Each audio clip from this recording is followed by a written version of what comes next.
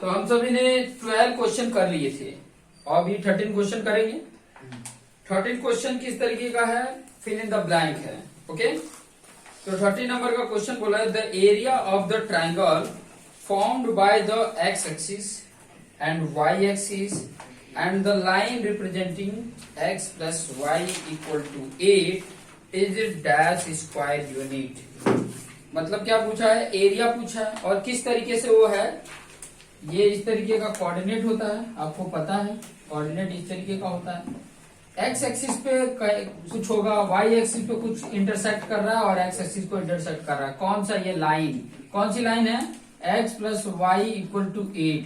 ये लाइन का इक्वेशन है, ये लाइन का, और ये वाई एक्सिस को भी कट कर रहा है और एक्स एक्सिस को भी कट कर रहा है। क्लियर। अभी एक्स एक्सिस को अगर कट कर रहा है, ध्यान से समझेंगे, एक्स एक्सिस को कट कर रहा है, इसका मतलब एक्स की वैल्यू होगी, वाई की वैल्यू 0 होगी। यहाँ पे वाई की वैल्यू अगर 0 पुट कर दे तो एक्स की वैल्यू क्या आएगा, 8 आएगा ऑब्वियसली। तो यहाँ पर क्या हो गया, 8 और 0 आ जाएगा। अगर यहाँ पर इस पॉइंट की अगर मैं बात करूं, यहाँ पॉइंट की अगर मैं बात करूं, यहाँ पर एक्स की वैल्यू 0 होगी, वाई की वैल्यू कुछ होगा, तो x की वैल्यू 0 पुट करते हैं तो y इक्वल टू क्या हो जाएगा, 8। मतलब यहाँ पे होगा 0 8। अभी ये ट्राइंगल जो फॉर्म हो रहा है, यहां से देखेंगे तो ये भी डिस्टेंस कितना है, 8 है, और ये भी डिस्टेंस कितना है, 8 है। तो इसका एरिया आपको ये दिख रहा है, x axis y axis right angle में होता है 90 डिग्री। तो एरिया अगर मैं बात करूं इस ट्राइंगल का, एरिया ऑफ ट्राइंगल का, तो क्या आएगा, हाफ आएगा। बेस क्या है, 8 आएगा, और हाइट क्या है, 8। 2 4 जा 4 8 जा 32, 4 8 जा 2 4 जा 8 स्क्वायर यूनिट, स्क्वायर यूनिट। मतलब हमारा आंसर क्या होगा, 32 होगा। क्वेश्चन नंबर 13 का 32 आंसर लिख कैसे, ANS 32। क्लियर, समझ में आ गया। तो इस तरीके से करेंगे। ये अगर इस तरीके का लाइन दिया होगा और एक्स एक्सिस और वाई एक्सिस दोनों को इंटरसेक्ट करते हुए वो पास हो रही है, तो इस तरीके से एक्स एक्सिस को पास कर रहा है, तो एक्स की वैल्यू होगी, वाई की वैल्यू 0 होगी यहाँ पे। तो 0 पुट करके आप ये वैल्यू फाइंड आउट कर लोगे, यहाँ पर एक्स की वैल्यू 0 पुट करके वाई की वैल्यू फाइंड आउट कर लोगे। इससे ये डिस्टेंस मिल जाएगा, और अगर ट्राइंगल बन रहा है तो ट्राइंगल का एरिया फाइंड आउट कर सकते हो। क्लियर हो रहा है।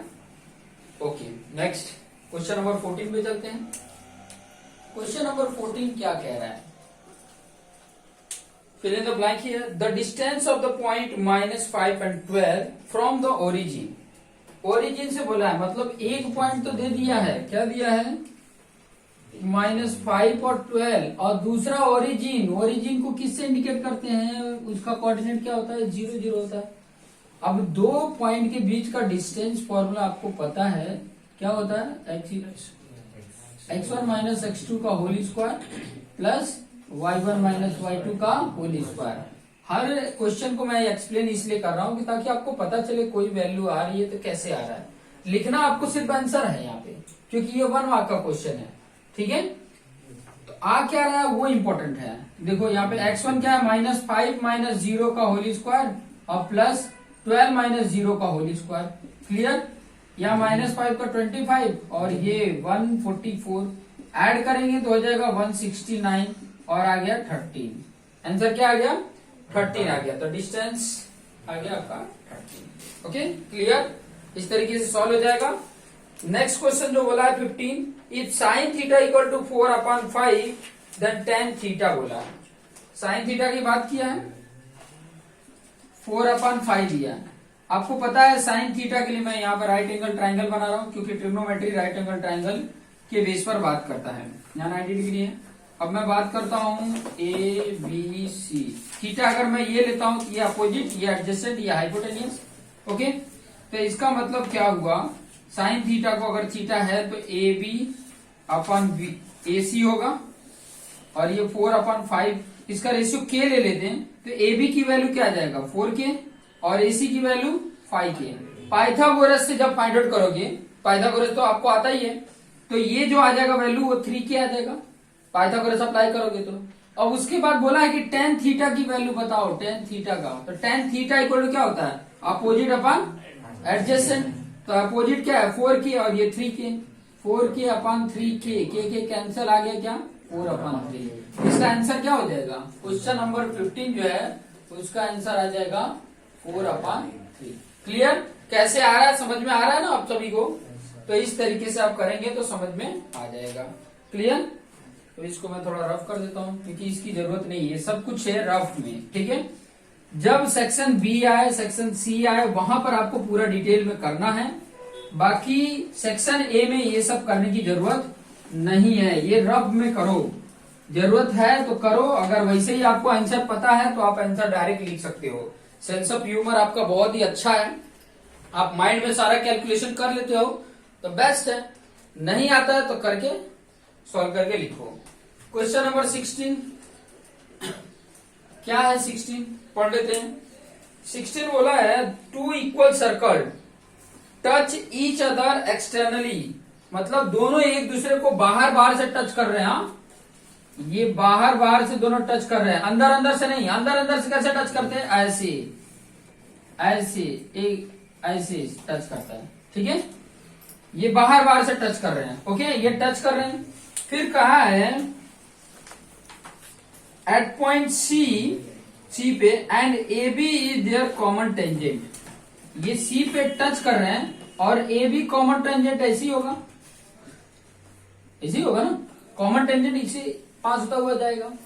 फिर क्वेश्चन में पूछा है then angle A C B angle कितना होगा? ये एंगल कितना होगा? तो ये एंगल कितना होगा, क्योंकि आपको दिख रहा है कि ये दोनों टच हो रहे हैं, तो टेंजेंट कैसा बन रहा है कि स्ट्रेट लाइन बन रही है, और स्ट्रेट लाइन बन रहा है तो उनके बीच का एंगल कितना होगा? स्ट्रेट लाइन का एंगल कितना होता है? 180 डिग्री। इसका तो डायरेक्ट हम लिख सकते हैं 180 डिग्री। क्लियर? सीधा। ओके, उसके बाद से क्वेश्चन नंबर 17 की बात कर लेते हैं। क्वेश्चन नंबर 17 क्या कह रहा है? ओके, 17 कह रहा है the root of the quadratic equation. ये दिया है, इसका रूट पूछ रहा है 3x - 5 और 5x - 3 = 0।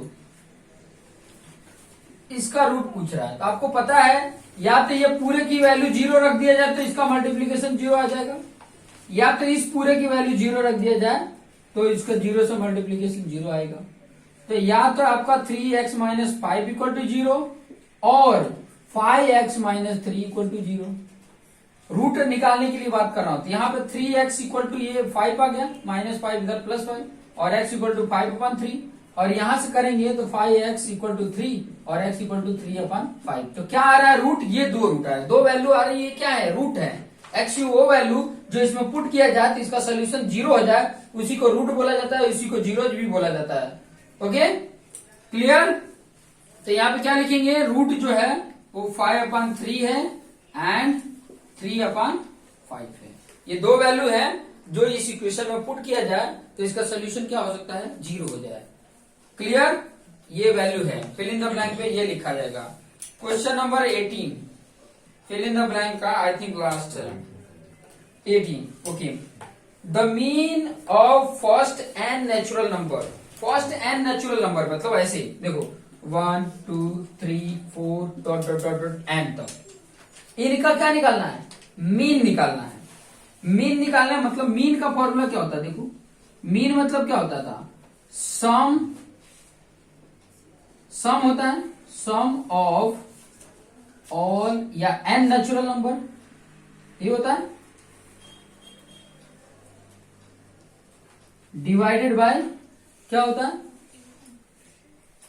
Total number. Total number कितना है? एन है। अच्छा, सम एन नेचुरल नंबर का सम का फॉर्मूला क्या होता है? S N. ये होता था n/2 2a + n - 1 × d, ये फॉर्मूला होता था। आपको पता है कि n नेचुरल नंबर है, नेचुरल नंबर में फर्स्ट टर्म 1 होगा, a की वैल्यू क्या होगी? 1, और d की वैल्यू क्या होगी? कॉमन डिफरेंस क्या है? 1 ही है। तो ये वैल्यू यहाँ पे पुट कर दोगे तो ये n/2 या 2 × 1 + n - 1 और ये 1, इसको सॉल्व करोगे तो n/2 या 2a आया या n - 1 आया, 2 - 1 1 तो n + 1 मतलब क्या आ रहा है? n + 1 / 2, यही आ रहा है। ये सम है, तो सम यहां पे रखेंगे। देखो मीन मुझे चाहिए, सम रखते हैं n n plus 1 divided by 2, और इसके डिवाइड में भी क्या है, ये n है, तो n से n कैंसल, क्या आया, n plus 1 divided by 2। This is the mean of first n natural number. Okay, तो ये मीन का क्या फॉर्मूला हो गया, n प्लस 1 डिवाइडेड बाई 2, क्योंकि n नेचुरल नंबर की बात की है। अगर बोलता कि फर्स्ट 7 नेचुरल नंबर का मीन बताओ, ऐसे क्वेश्चन में बोल दिया, अब देखो ये फॉर्मूला हमारा बन गया है, क्वेश्चन में ऐसे पूछ दिया, इसी क्वेश्चन को थोड़ा सा चेंज कर दिया, बोर्ड में क्या कर दिया, चेंज कर दिया, बोल दिया फर्स्ट 7 नेचुरल नंबर मुझे बताइए, उसका मीन बताइए, फर्स्ट 7 नंबर नेचुरल नंबर का मीन। तो यहाँ n की वैल्यू 7 प्लस 1 8 डिवाइड बाई 2 करोगे, क्या आ जाएगा, मीन 4 आ जाएगा। मीन क्या होगा, 4। क्लियर। तो ये फॉर्मूला बना, और इस फॉर्मूले के हिसाब से जैसा क्वेश्चन पूछे वैसे आंसर भी आप दे सकते हो। क्लियर हो गया, 18 तक क्लियर हो गया, पक्का सबको क्लियर हो गया। चलिए अभी आप फिल इन द ब्लैंक वाला पार्ट कंप्लीट हो गया। अब आ गया एक एक मार्क्स का है, जो डायरेक्ट आंसर ही लिखना है, सॉल्यूशन नहीं करना है, सब 1 वर्ड में देना है आंसर। क्या बोला है, 1 वर्ड में या 1 नंबर में या 1 सेंटेंस में। क्वेश्चन ध्यान से समझो, बोला है या तो 1 वर्ड में दो, या तो 1 नंबर में दो, या तो 1 सेंटेंस में दो, इस 6 क्वेश्चन का। ठीक है, 19 से लेकर 24 तक का। तो 19 क्या बोला, if the area of the square and the circle are equal, area क्या है, इक्वल है, तो find their ratio of their perimeter. आपको क्या चाहिए, उनके पेरीमीटर का रेशियो चाहिए। अब देखिए, एक स्क्वायर है, एक सर्कल है, स्क्वायर का एरिया क्या होता है, एल स्क्वायर, और सर्कल का एरिया क्या होता है, पाई आर स्क्वायर, ये होता है। ठीक है, अब ये आर स्क्वायर इधर कर दो, L square upon R square, क्या आ रहा है, पाई। अच्छा ये स्क्वायर है, ठीक है, तो इसका स्क्वायर हटाना है, क्या कर देंगे, दोनों तरफ रूट कर दो, तो ये इसका हट जाएगा, एल अपन आर आ गया, और इसकी वैल्यू रूट पाई। अब मुझे क्या चाहिए, मुझे चाहिए क्या, मुझे चाहिए दोनों के पेरीमीटर का रेशियो, पेरीमीटर का रेशियो चाहिए। आपको पता है कि स्क्वायर का पेरीमीटर क्या होता है, 4 इंटू एल होता है, और सर्कल का पेरीमीटर मतलब सर्क्यूम्फ्रेंस क्या होता है, 2 पाई आर होता है, यही हमें चाहिए। क्लियर। अब देखो ये कट जाएगा, 2 2 जा, बचा क्या, 2l upon pi R. l upon R की वैल्यू देखो क्या है, रूट पाई है, तो मैं 2 अपन पाई की जगह क्या लिख दूंगा, यहाँ पे क्या लिखूंगा, रूट पाई। अच्छा पाई को मैं root pi into root pi 2 बार लिख सकता हूं, एक रूट पाई से कैंसिल, क्या आया, 2 अपन रूट पाई, आंसर आया 2 अपन रूट पाई, यही है ना, तो वही लिखना है यहाँ पे। क्वेश्चन नंबर 19 आंसर करके क्या लिखोगे, 2 अपन रूट पाई लिख दोगे, बस पाई की वैल्यू यहाँ पे नहीं रखना है। ठीक है, समझ में। This is the ratio of the perimeter of square and circle. Perimeter of square और पेरीमीटर ऑफ सर्कल का रेशियो जो है वो 2 अपन रूट पाई होता है। क्लियर, समझ में। कुछ चीजें हैं जो करते करते याद कर लेना होता है, 1 मार्क्स में मुझे ये सब सॉल्व करके बताने की जरूरत न रहे, याद हो जाना चाहिए, ये होता है बस। ठीक है, और ये नेचुरल ट्रूथ है। ये कब किसके लिए ट्रूथ है, जब दोनों का एरिया सेम हो, area of circle and area of square दोनों का सेम हो, तब ये पॉसिबल है। क्लियर, अदरवाइज डिफरेंट कंडीशन दिया है तो डिफरेंट वैल्यू भी आएगा। क्लियर, क्लियर हुआ। बाकी नहीं क्लियर होगा तो वीडियो को दोबारा देख लेना। ओके, चलिए क्या कहां आ गया, 20 पे आ गया ना। 20 क्या बोला, the ratio of volume of 2 sphere दिया, वॉल्यूम का रेशियो दिया है 125/64। Find the ratio of there diameter, इनके डायमीटर का रेशियो आपको बताना है। तो देखिए यहां पर वॉल्यूम ऑफ किसका दिया है, 2 स्फीयर है ना, तो वॉल्यूम ऑफ स्फीयर 1, स्फीयर 1 या कोई बात नहीं, यहां वॉल्यूम ऑफ स्फीयर 2। ठीक है, और वैल्यू क्या दिया 125/64 ये दिया। अच्छा इसके लिए हम मैं कैपिटल आर लेके चलता हूं और इसके लिए स्मॉल आर रेडियस, ठीक है। अब इसका क्या आएगा 4/3 पाई कैपिटल आर क्यूब और इसका होता है 4/3 पाई स्मॉल आर क्यूब। पहले इससे मुझे क्या चाहिए, देखो मुझे जरूरत क्या है, क्वेश्चन में ये बोला है कि उनके डायमीटर का रेशियो, डायमीटर का इसका रेशियो क्या होगा 2r/2r, यही रेशियो है ना। 2 कैंसल, मुझे क्या चाहिए कैपिटल R/स्मॉल आर ही चाहिए। ये जो वैल्यू आता है वही रेशियो इज द आंसर है। क्लियर, ये क्वेश्चन ये आपको आंसर चाहिए। डायमीटर का रेशियो बोला ना, डायमीटर क्या होता है 2r और छोटे स्फीयर का 2r, 2 कैंसिल होगा तो कैपिटल R/स्मॉल आर ही तो आपको चाहिए। अब देखिए यहां से ये पूरा कैंसिल, इसको आप क्या बना सकते हो 5 का क्यूब और ये 4 का क्यूब बनेगा और यहाँ पे कैपिटल आर क्यूब और स्मॉल आर क्यूब, इधर का क्यूब हट गया, capital R small R equal to क्या होता है 5/4। आंसर क्या आया 5/4, यही तो चाहिए था ना, तो आ गया आंसर 5/4, आंसर हो गया। क्लियर हुआ, बहुत बढ़िया। ऐसे क्लियर कर रहे हो तो अच्छा है, नहीं सोच रहे हो स्प्राइट पी लेते सर सब क्लियर हो जाएगा।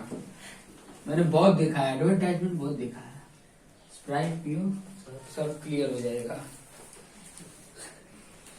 ठीक है, नेक्स्ट चलते हैं 21 पे। Question number 21। जब पढ़ाई करते रहते हैं ना तो समय नहीं देखना चाहिए, भगवान ने कहा है कि जब पढ़ते टाइम पे समय नहीं देखने का, अदरवाइज क्या होगा इंटरेस्ट खत्म हो जाएगा। चलिए क्वेश्चन नंबर 21 क्या बोला, find the probability that Aahan score more than 40 marks in a 50 marks test. बोल रहा है कि आहान ने स्कोर किया है मोर देन 40 मार्क्स, किसमें से 50 में से, ठीक है 50 में से उसके जो मार्क्स आए हैं मोर देन 40 मार्क्स आए हैं, तो प्रोबेबिलिटी चाहिए, यही चाहिए ना। तो क्या होता है ये favourable outcomes upon total outcomes. Favourable outcomes क्या हो रहे हैं, थोड़ा फेवरेबल आउटकम थोड़ा गिनो तो, मोर देन 40 क्या होगा 41 आया होगा, 42 आया होगा, 43 आया होगा, 44 आया होगा, 45 आया होगा, 46 आया होगा, 47, 48, 49 एंड 50। इतने ही आ रहा। मोर देन 40 की बात किया ना, मोर देन 40 है ना, more than 40 marks in a 50 marks test, इतना ही बोला ना। Find the probability that Aahan score more than 40 marks in a 50 marks test. कितना आ रहा है 1 2 3 4 5 6 7 8 9 10, 10 फेवरेबल आ रहा है।